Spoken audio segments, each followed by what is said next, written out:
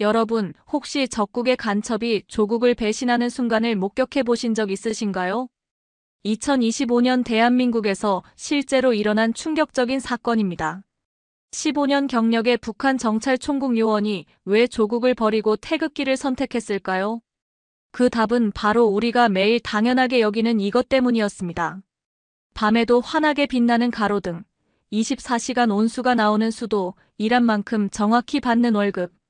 북한 최정예 간첩도 항복시킨 대한민국의 진짜 힘을 지금 바로 확인해 보세요. 저는 평양 정찰총국에서 15년 동안 대남 공작을 담당해온 장민혁입니다.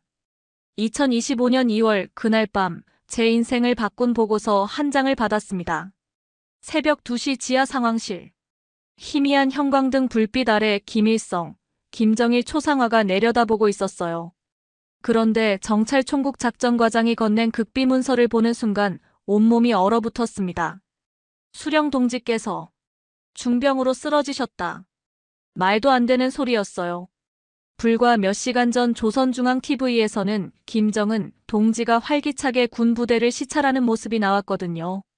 저도 분명히 봤습니다. 환하게 웃으시며 군인들에게 지시를 내리시는 그 모습을요. 하지만 과장은 낮은 목소리로 덧붙였습니다. TV에 나온 그분은 카케무사다. 카케무사. 일본어로 그림자를 뜻하는 말이었습니다. 즉, 대역배우라는 뜻이었죠. 저는 머릿속이 하얘졌습니다.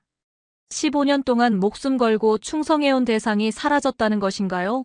아니, 아예 존재하지 않는다는 건가요? 장민혁 동지, 자네는 예정대로 남조선 침투 임무를 수행하라. 과장의 목소리가 들렸지만 귀에 제대로 들어오지 않았어요. 제 손이 미세하게 떨리고 있었습니다. 15년 동안 단 한 번도 흔들린 적 없던 믿음이 균열을 보이기 시작했거든요. 혹시 진짜로 수령님이 조용히 하라. 혁명의 수뇌부는 영원하시다. 과장이 다급하게 제지했지만 이미 제 마음속에는 의구심이 뿌리를 내리고 있었습니다. TV 화면 속 김정은의 얼굴을 다시 떠올려 봤어요. 분명 어딘가 어색한 구석이 있었거든요. 턱선이 조금 다르고 웃는 모습도 평소와 미묘하게 달랐습니다. 장민혁 동지, 이번 임무는 특히 중요하다. 남조선의 실상을 정확히 파악해 보고하라. 저는 고개를 끄덕였지만 마음 한켠에서는 전혀 다른 생각이 들고 있었어요. 내가 충성해야 할 대상이 정말 존재하는 걸까? 그날 밤 숙소로 돌아와서도 잠이 오지 않았습니다. 창밖은 칠흑 같은 어둠이었어요. 평양 시내라고 해도 밤이면 모든 불빛이 꺼지거든요. 오직 김일성 광장 주변 몇 개 건물만 희미하게 불이 켜져 있을 뿐이었습니다. 그런데 이상했어요. 그 어둠 속에서도 제 마음은 묘하게 설레고 있었거든요. 남조선이라는 적지로 향한다는 긴장감이 아니라 뭔가 다른 종류의 떨림이었습니다. 마치 진실을 마주할 수 있을지도 모른다는 기대감 같은 것이었어요. 비행기표를 주머니에서 꺼내 다시 한번 확인했습니다. 인천행. 24시간 후면 저는 적의 심장부에 서 있게 될 것입니다. 그런데 왜 저는 무서움보다는 호기심이 더 큰 걸까요? 손가락으로 비행기표를 만지작거리며 저는 조용히 중얼거렸습니다. 남조선에서 진짜 답을 찾을 수 있을까? 그 순간 문득 아버지가 굶어 죽어가시며 하셨던 마지막 말씀이 떠올랐습니다. 미녀가 언젠가는 진실이 밝혀질 거다. 그때는 무슨 뜻인지 몰랐어요. 하지만 지금은 알 것 같았습니다. 아버지도 이 체제에 대한 의문을 품고 계셨던 거예요. 새벽 4시가 되어서야 간신히 잠이 들었습니다. 꿈속에서는 계속 김정은의 얼굴이 나타났어요. 하지만 그 얼굴이 점점 흐려지더니 결국에는 완전히 사라져버렸습니다. 2025년 2월 5일 새벽 3시. 인천국제공항 제1터미널에 발을 디뎠습니다. 15년 동안 상상으로만 그려왔던 적의 땅이었어요.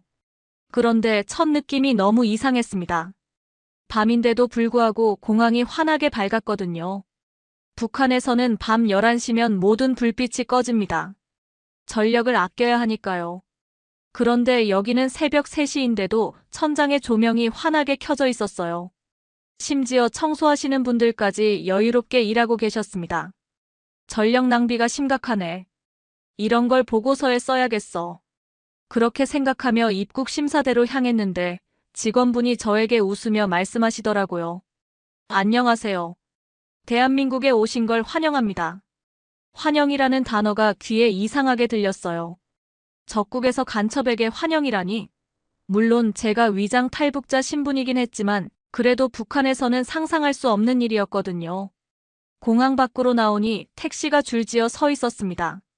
그중 한 대에 올라탔는데 기사님이 친근하게 말을 걸어오셨어요. 어디서 오셨어요? 새벽에 고생이 많으시네요. 북한에서. 아니, 북쪽에서 왔습니다. 기사님 표정이 조금 놀라더니 더욱 따뜻해졌어요. 아, 그러시구나. 많이 힘드셨죠?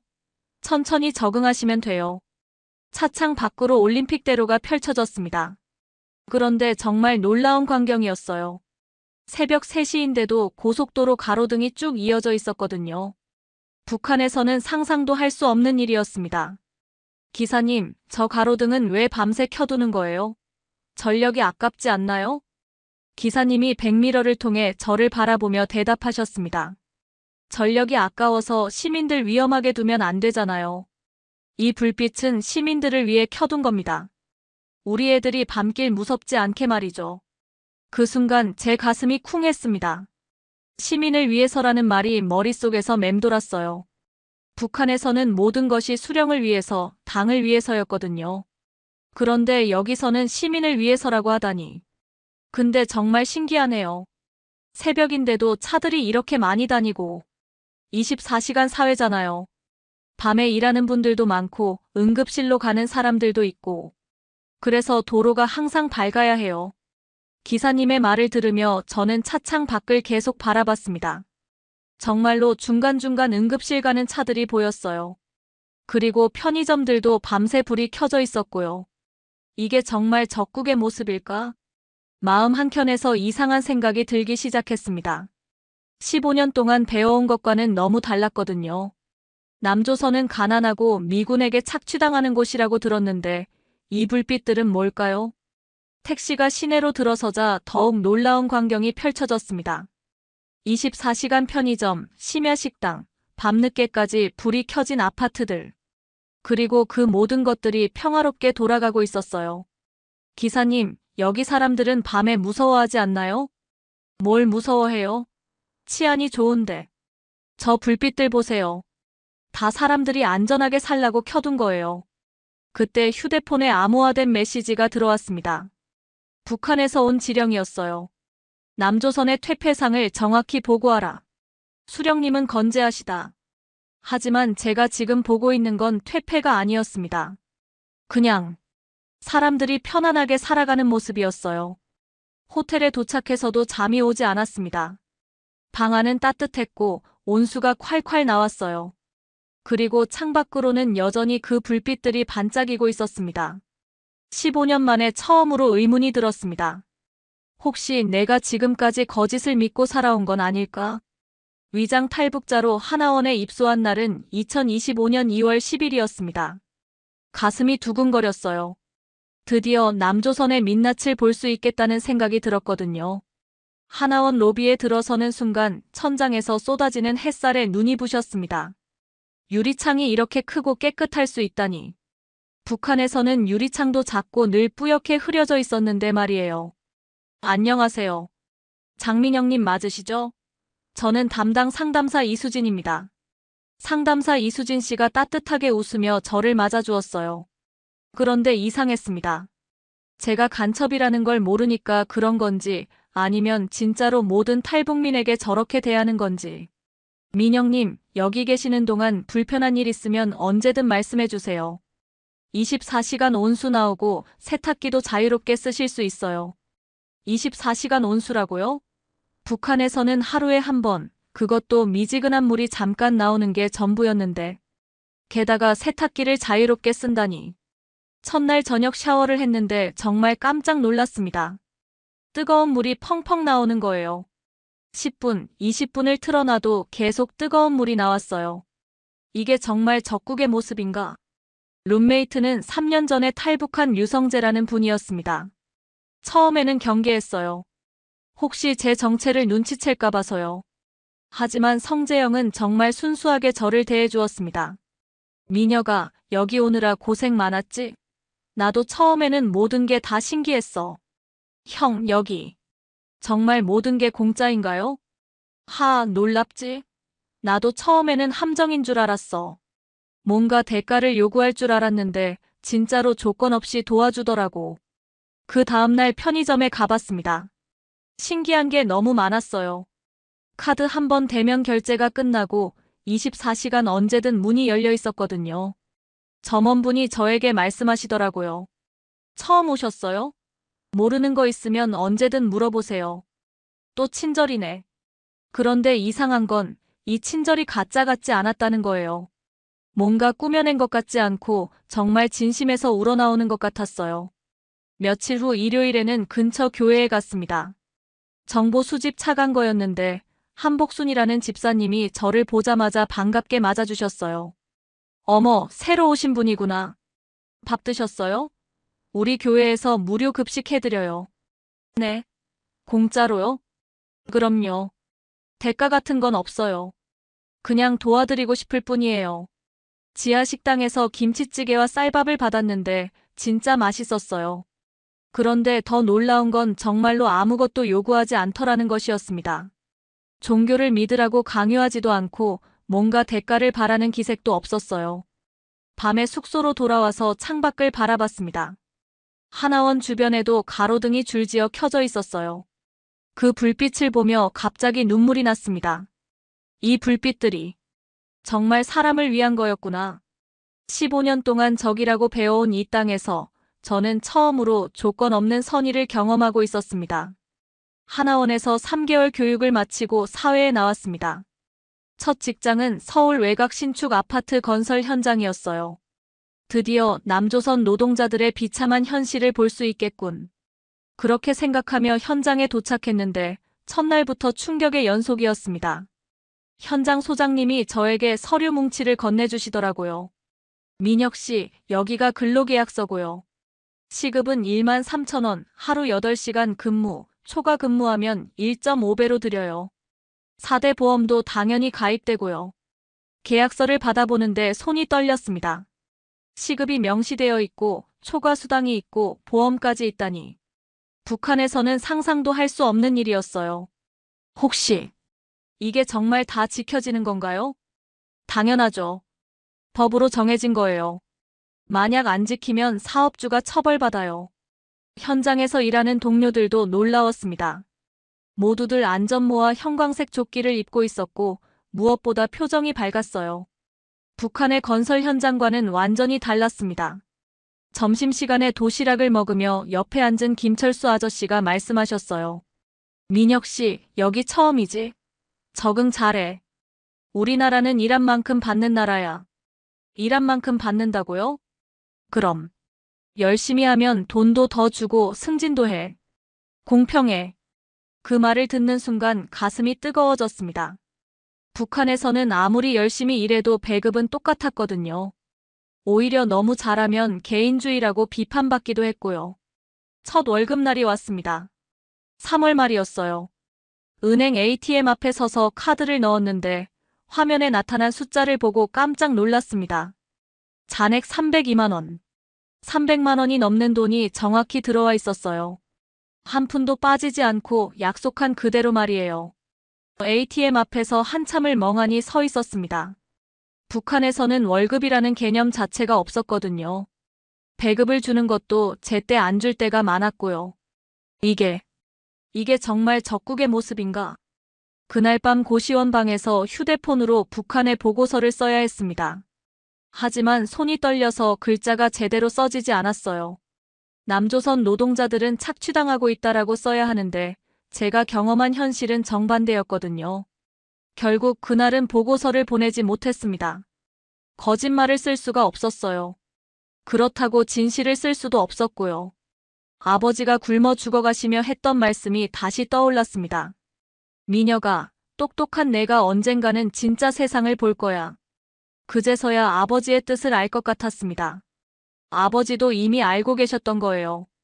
우리가 살고 있는 세상이 진짜가 아니라는 걸 말이에요. 4월 초 회사 워크숍으로 경기도 이천 체험 농장을 가게 되었습니다. 농촌이라 드디어 남조선의 후진성을 볼 수 있겠군. 북한에서 농촌은 가장 비참한 곳이었거든요. 농민들은 인분을 지키려고 자물쇠까지 채우고 농기구라고는 낡은 호미와 삽이 전부였으니까요. 토요일 오전 11시 농장에 도착했는데 첫 인상부터 충격이었습니다. 비닐하우스들이 가지런히 늘어서 있는데 하나하나가 너무 깨끗하고 체계적이었어요. 농장 주인 박상철 씨가 저희를 맞이해 주셨습니다. 어서 오세요. 오늘 우리 농장 구경 제대로 시켜드릴게요. 비닐하우스 안으로 들어가는 순간 입이 떡 벌어졌습니다. 벽면에 디지털 온도계가 있고 자동 스프링클러가 정교하게 설치되어 있었어요. 그리고 무엇보다 신기한 건 스마트폰으로 모든 걸 조절할 수 있다는 것이었습니다. 이건 자동 온도 조절 시스템이에요. 온도가 너무 올라가면 자동으로 환풍기가 돌아가고 습도가 떨어지면 물이 나와요. 박상철 씨가 스마트폰을 조작하자 정말로 천장에 환풍기가 돌아가기 시작했어요. 이게 농사인가? 북한에서 본 농촌과는 완전히 다른 세상이었습니다. 여기서는 농사가 과학이었어요. 아저씨, 이런 장비들은 어떻게 구하신 거예요? 정부에서 지원해줬어요. 스마트팜 사업이라고 해서 농민들한테 최신 기술을 보급해주는 거죠. 정부에서 농민을 지원한다고요? 북한에서는 농민이 국가에 바쳐야 하는 존재였는데 여기서는 국가가 농민을 도와주다니. 점심시간에는 더욱 놀라운 일이 있었습니다. 농장 정수기에서 따른 물을 마셨는데 너무 깨끗하고 차가웠어요. 이 물도 정부에서 관리해주는 거예요. 수질 검사도 정기적으로 하고. 박상철 씨의 설명을 들으며 저는 북한 농촌을 떠올렸습니다.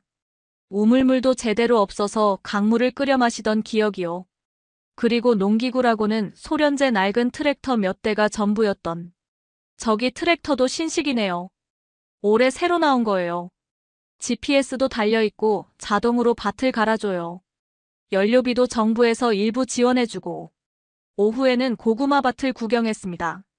밭에 깔린 검은 비닐도 신기했고 줄 맞춰 심어진 고구마 싹들도 정말 체계적이었어요.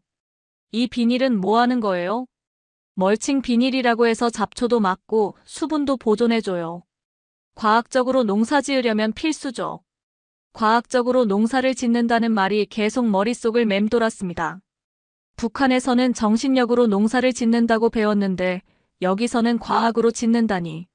저녁 9시 서울로 돌아가는 버스 안에서 창밖을 바라봤습니다. 시골길인데도 가로등이 쭉 이어져 있었어요. 농로 구석구석까지도 말이에요. 여긴 시골까지도 빛나네. 그 순간 갑자기 아버지 생각이 났습니다. 아버지는 평생 농사를 지으셨는데 결국 굶어서 돌아가셨거든요. 농민인데 굶어 죽다니. 말이 되지 않잖아요. 그런데 여기 농민들은 스마트폰으로 농기계를 조작하고 정부의 지원을 받으며 과학적으로 농사를 짓고 있었습니다. 아버지도 이런 곳에서 농사 지으셨다면 눈물이 날 것 같았습니다. 같은 민족인데 왜 이렇게 다른 삶을 살아야 했을까요? 버스가 서울 시내로 들어서자 또다시 그 불빛들이 보였습니다. 하지만 이번에는 달랐어요. 그 불빛들이 단순한 전력 낭비가 아니라 정말로 사람들을 위한 배려라는 걸 알 수 있었거든요. 휴대폰에 또 북한에서 메시지가 왔습니다. 농촌 실태 보고서 즉시 전송하라. 하지만 저는 답장을 보낼 수 없었습니다. 뭘 써야 할지 모르겠더라고요. 거짓말은 쓸 수 없었고 진실은 쓰면 안 되는 것이었으니까요. 2025년 4월 15일 태양절이었습니다. 김일성의 생일이자 북한 최대 명절이죠. 그날 저는 고시원 방에서 북한 방송을 보고 있었어요. 화면에 김정은이 나타났습니다. 금수산 태양궁전에서 참배를 마치고 나오는 모습이었죠. 그런데 뭔가 이상했어요. 눈썹이. 턱선이 예전과 다르네. 자세히 보니 정말 미묘하게 달랐습니다. 걸음걸이도 조금 어색했고 웃는 모습도 부자연스러웠어요. 15년 동안 김정은의 모든 영상을 분석해온 제가 보기에는 분명히 다른 사람이었습니다. 그때 휴대폰에 암호화된 지령이 들어왔어요. 수령 동지는 건재하시다. 의심하지 말고 임무에 집중하라. 하지만 동시에 남한 뉴스에서는 다른 이야기가 나오고 있었습니다. 김정은 건강 이상설이 계속 제기되고 있는 가운데 최근 공개된 영상 속 인물이 대역 배우일 가능성이 높다는 분석이 나왔습니다. 뉴스 화면에서는 얼굴 인식 전문가가 나와서 설명하고 있었어요. 턱선과 귓불 모양, 그리고 걸음걸이 패턴을 분석한 결과 기존 김정은과 일치하지 않습니다. 제 심장이 쿵쾅거렸습니다. 북한 내부 정보와 남한 언론 분석이 일치하고 있었거든요. 정말로 김정은이 죽었단 말인가? 그날 밤 잠이 오지 않았습니다. 15년 동안 목숨 걸고 충성해온 대상이 실제로는 존재하지 않을지도 모른다는 생각에 온몸이 떨렸어요. 새벽 2시쯤 또 메시지가 왔습니다. 가족들이 잘 지내려면 임무를 완수하라. 흔들리지 말라. 협박이었습니다. 가족을 볼모로 잡고 저를 압박하는 거였어요. 그 순간 분노가 치밀어 올랐습니다. 죽었을지도 모르는 지도자를 위해 가족까지 희생시키라고. 창밖으로 서울 시내의 불빛들이 보였습니다. 새벽인데도 여전히 환하게 빛나고 있었어요. 그 불빛들을 보며 갑자기 깨달았습니다. 저 불빛들은 진짜였어요. 정말로 시민들을 위해 켜져 있는 거였습니다. 하지만 제가 15년 동안 섬겨온 김정은은 허상이었을지도 모르는 거였어요. 두 눈에서 눈물이 흘러내렸습니다. 분노와 절망, 그리고 뭔가 모를 해방감이 뒤섞인 복잡한 감정이었어요. 휴대폰을 꺼두고 창가에 앉았습니다. 서울의 밤하늘을 올려다보니 별이 보였어요. 북한에서는 불빛이 없어서 별이 잘 보였는데 여기서는 불빛이 많아서 별이 잘 안 보인다고 생각했거든요. 그런데 신기하게도 별이 보이더라고요. 아, 여기도 별이 있구나. 그때 문득 깨달았습니다. 별은 어디에나 있어요. 다만 그 별을 볼 수 있는 여유와 평화가 있느냐 없느냐의 차이일 뿐이었습니다. 5월 초 어느 날 저는 결심했습니다. 더 이상 거짓 속에서 살 수 없었거든요. 서울 내곡동 국정원 본부로 전화를 걸었습니다. 떨리는 목소리로 말했어요. 저는 북한에서 온 간첩입니다. 자백하고 싶습니다. 30분 후 국정원 조사실에 앉아 있었습니다. 깨끗한 의자, 시원하게 나오는 에어컨, 테이블 위에 놓인 생수병. 북한에서 상상했던 고문실과는 완전히 달랐어요. 조사관 서도연 씨가 들어왔습니다. 40대 후반쯤 되어 보이는 인상이 온화한 분이었어요. 안녕하세요, 장민혁 씨. 편하게 앉으세요. 편하게요? 저는 간첩인데. 알고 있습니다. 하지만 강요하지는 않겠어요. 말하고 싶은 것만 말하세요. 서도연 씨의 말투가 너무 차분해서 오히려 당황스러웠습니다. 북한에서는 자백하라고 고문하고 협박하는데 여기서는 편하게 하라니. 저는 15년 동안 대남 공작을 했습니다. 정찰총국 소속이었고요. 힘드셨겠네요. 가족분들 걱정도 많으시고. 서도연 씨가 진심으로 걱정하는 표정을 지었어요. 적국의 조사관이 간첩을 걱정한다니 이런 일이 있을 수 있나요? 제가 알고 있는 암호 체계, 침투 경로, 모든 걸 말씀드리겠습니다. 그렇게 시작된 조사는 6시간 동안 계속됐습니다. 하지만 단 한 번도 위협이나 협박은 없었어요. 오히려 중간중간 쉬라고 하시고 물도 가져다 주시고. 민혁 씨, 이 선택이 쉽지 않으셨을 텐데 용기 내주셔서 고맙습니다. 용기라고 표현해 주시다니. 저는 배신자인데 말이에요. 제 가족들이 북한에 있습니다. 만약 제가 자백한 걸 알게 되면. 알고 있습니다. 우리가 도울 수 있는 방법을 찾아보겠어요. 서도연 씨의 말에 가슴이 뜨거워졌습니다. 북한에서는 가족을 볼모로 협박하는데 여기서는 가족을 구해주겠다고 하다니. 조사가 끝나갈 무렵 서도연 씨가 조용히 말씀하셨어요. 민혁 씨, 이제는 선택하셔야 해요. 거짓 속에서 계속 살 것인지, 진실 속에서 새로 시작할 것인지. 저는 고개를 들어 서도연 씨를 바라봤습니다. 그분 눈에는 진심이 담겨 있었어요.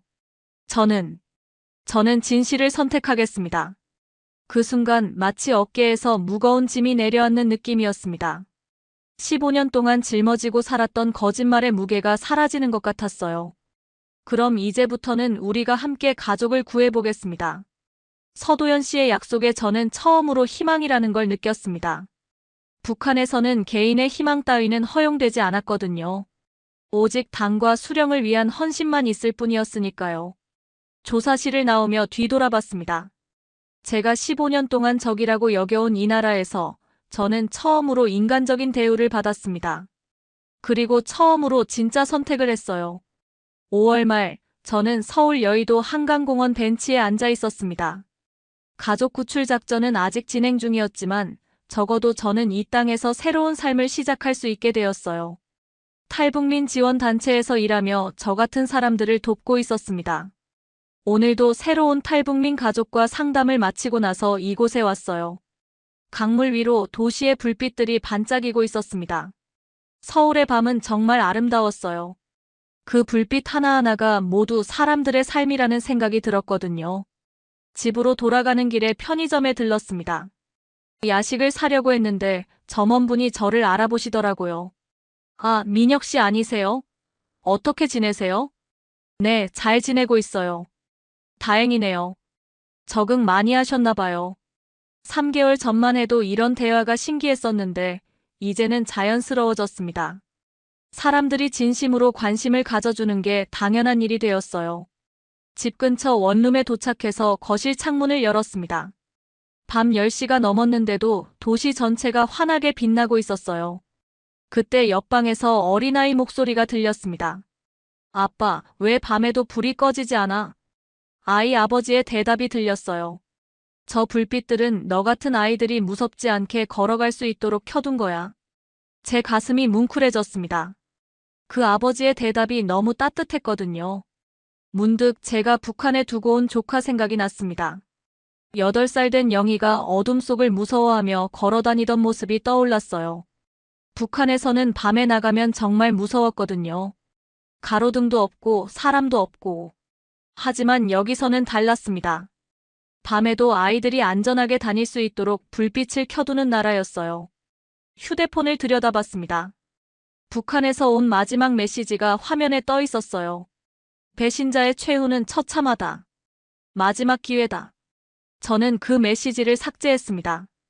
그리고 새로운 메시지를 썼어요. 서도연 씨에게 보내는 거였습니다. 가족 구출 작전 어떻게 진행되고 있나요? 제가 도울 수 있는 일이 있다면 무엇이든 하겠습니다. 답장이 금방 왔습니다. 곧 좋은 소식이 있을 거예요. 조금만 더 기다려주세요. 창밖을 다시 바라봤습니다. 저 멀리 한강이 흐르고 있었고 그 위로 다리들이 불빛으로 장식되어 있었어요. 그때 깨달았습니다. 제가 김정은의 허상에 속아 살았다는 걸.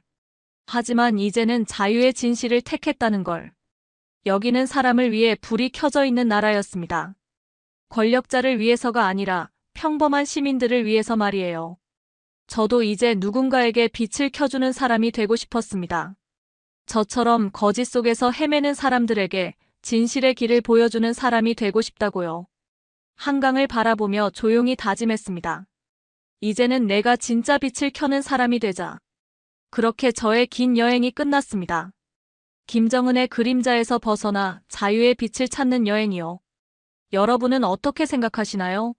만약 북한 간첩이 한국의 진실을 보고 감동받았다면 자유 최고, 그래도 조국을 배신하면 안 된다고 생각하신다면 충성제의를 댓글로 달아주세요. 그리고 지금 이 이야기를 어디서 들고 계신지도 댓글로 남겨주시면 감사하겠습니다. 오늘 이야기가 도움이 되셨다면 구독과 좋아요 버튼 눌러주세요. 여러분의 관심이 더 많은 진실 이야기를 전할 수 있는 힘이 됩니다. 감사합니다.